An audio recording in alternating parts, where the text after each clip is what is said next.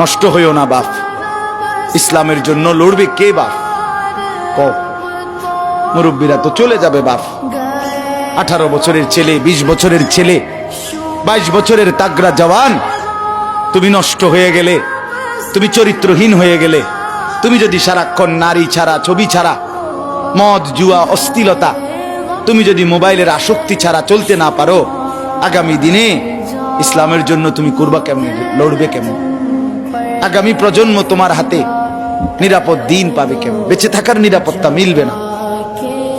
বেঁচে থাকা 53 বছর বাংলাদেশের বয়স, 53 বছরের সমাজে বেনামাজির সংখ্যা যদি এত বেশি হয়, 53 বছরের ভিতরে মোবাইলে আসক্ত যুবকের সংখ্যা যদি এত বেশি হয়, 53 বছরের ভিতরে বেপর্দা নারীর পরিমাণ যদি এত বেশি হয়, এত মসজিদ মাদ্রাসা চারদিকে থাকার পরেও যদি এই মসজিদ মাদ্রাসা ষড়যন্ত্রের কারণে কমে যায়,